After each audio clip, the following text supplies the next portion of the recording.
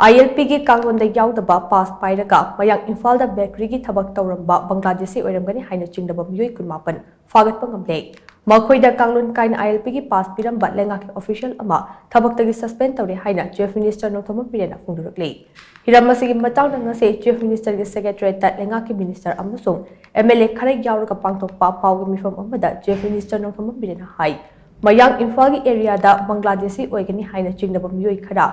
bakery gi thabak tauraga leire haibagi akaknaba paw ama phongdagi Home Department gi mideng makhada Manipur Police na akhanaba drive ama jatakhe maduda mayang Imphal Bengun gi khulak amada bakery tauraga leiramba non local kunmapan gi mathakta verification tawkhe hairiba non local kunmapan adu Assam state ki Aadhaar card pairamkhe adu makpu makhoi ayambana pairamliba ILP gi pass adude ILP gi rules ta yautaba bakery worker haina tharamkhe Makoi sing adugi manungda regular labor permit ke pass Pairamba Meeoi ani ahum rom amasu yarongke hariba pass asidi tha ahum khaktamak chanaba pass ne Kanglon Kaina ILP ki pass pairaga bakery chalairamba non local kunmapan adu ngasi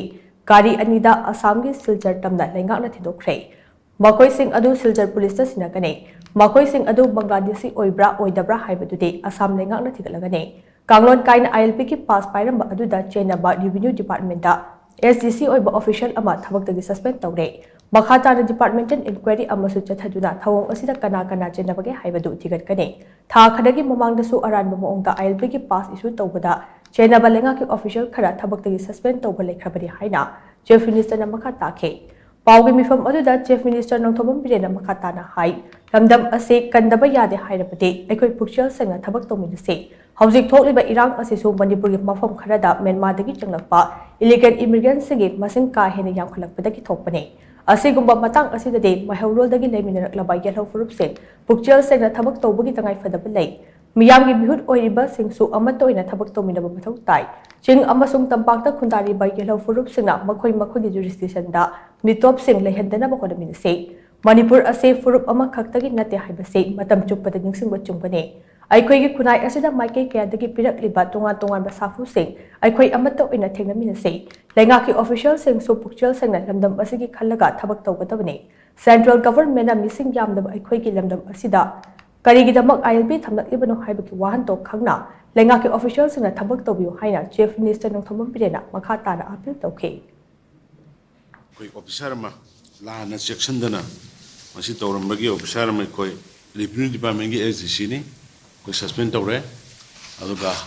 hana tawgi badune si ngasi tawrisne torkana koi departmental inquiry fajana torkana moigi chapsaba maramdi action laukhat kani maramdi kaino da amma soibe ade be koi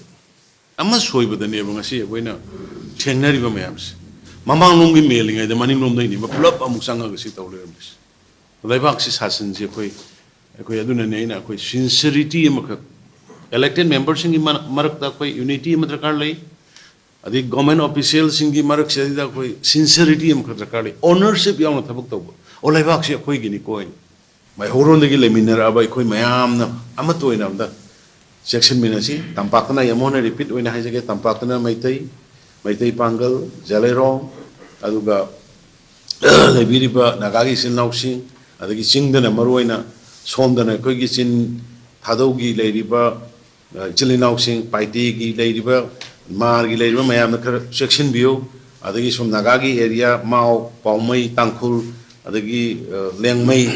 Adagi, Taimai, Ladybird, Sigi, Mayam, section view, Mapandagi, me top Sangak was identified to the world. Nahan Makada, Sam Dagi, Garbialongi, Degi Moi,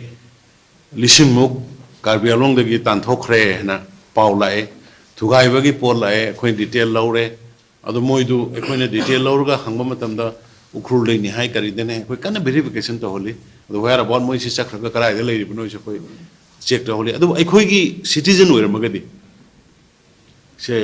1961 mamang da gi sida settle to bor magadi yes moi magi mafam da koi dum leira koina puruga thimge da bani ekoina moibu leibam jabam boy koina hana gi tekhiba khokhiba leira so koina pi duin haijeri bako ado sumaina koi Kanglop amatagi Manipur nate